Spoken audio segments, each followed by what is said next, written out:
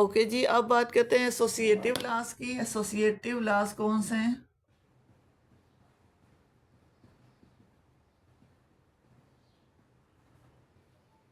Associative law number 1 ये है, associative law of union over intersection.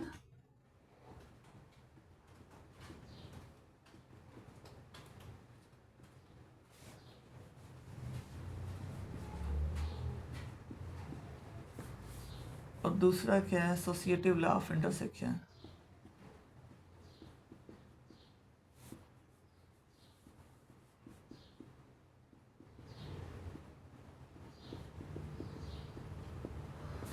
Associative law of union क्या है?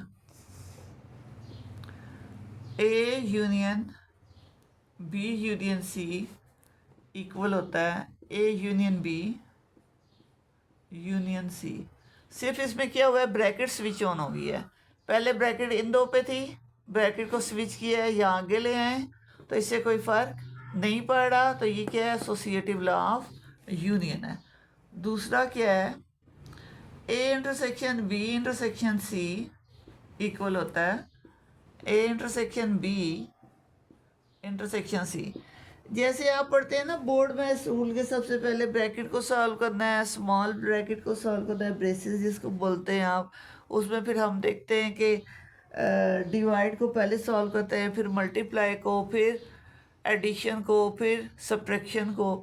तो इसी तरह यहाँ पे हमने क्या करना होता है कि जो ब्रैकेट में पहले दिया हुआ है उसको सॉल्व करेंगे।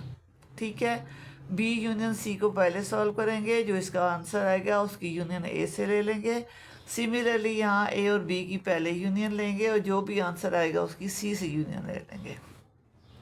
सिमिलरली यहाँ पे क्या होगा, बी और सी की आपस में इंटरसेक्शन लेंगे जो ब्रैकेट में दिया हुआ है। जो ब्रैकेट में दिया हुआ है उसकी आपस में इंटरसेक्शन लेने के बाद उसकी ए के साथ इंटरसेक्शन लेनी है। सिमिलरली यहाँ पे ए और बी की इंटरसेक्शन लेने के बाद जो भी आंसर आएगा उसकी सी के साथ इंटरसेक्शन ले लेनी है। यूनियन लेना और इंटरसेक्शन लेना आपको आता है। फिर भी जो बच्चे भूल गए हैं, यूनियन का मतलब है कि दो सेट्स के एलिमेंट्स को इकट्ठा करके लिखना। इंटरसेक्शन का क्या मतलब है कि दो सेट्स में मौजूद एक जैसे एलिमेंट्स को लिखना। अभी हम साथ ही बात कर लेते हैं इनकी वेन डायग्राम की। अब ये 3 सेट्स हो गए हैं, तो 3 सेट्स के लिए वेन डायग्राम कैसे बनाएंगे हम? अभी हम यूनियन की बात कर रही हूँ मैं अभी बना रही हूँ ओवरलैपिंग सेट्स जिनमें कुछ ना कुछ कॉमन है। A B C. यूनियन में क्या करना है, हमने ए के सारे एलिमेंट्स लेने, बी के सारे एलिमेंट्स लेने, सी के सारे एलिमेंट्स लेने। तो यहाँ पे on the figure Venn diagram के अंदर हमने क्या करना है, ए का सारा पोर्शन शेडेड कर देना है। आपके पास कलर्ड पेंसिल है तो कलर्ड पेंसिल यूज़ कर लें। ए का सारा पोर्शन शेड कर दिया है। अब बी सारा लेना है, बी के सारे एलिमेंट्स लेने हैं, तो बी का सारा पोर्शन शेडेड कर दें। सी के सारे एलिमेंट्स लेने लगे तो सी का सारा पोर्शन शेड कर दें। तो ये आपके पास बनेगा A union B union C. अगर सेट्स ये तो ओवरलैपिंग सेट्स है ना, जिनमें कुछ ना कुछ कॉमन है। ओवरलैपिंग और डिसजॉइंट याद है सारों को? ओवरलैपिंग मीन के सेट्स के अंदर कुछ ना कुछ कॉमन हो, डिसजॉइंट मीन सेट्स के अंदर कुछ भी कॉमन ना हो। अब ये डिसजॉइंट वाला बना लेते हैं।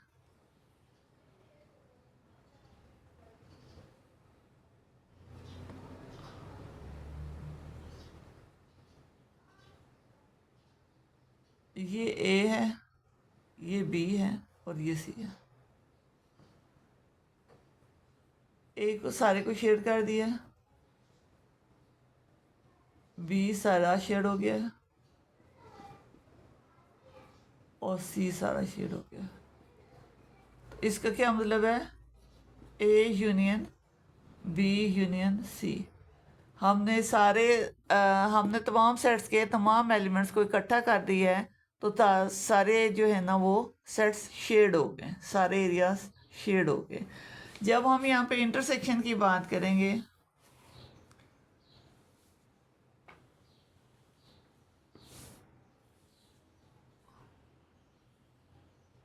Set A, set B, set C. अब यहाँ पे देखिए कि कौन सा ऐसा पोर्शन है जो तीनों में आ रहा है।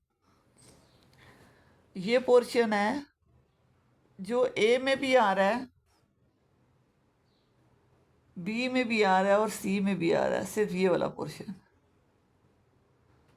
तो ये क्या बनेगा, ये वाला पोर्शन क्या होगा, A intersection B intersection C.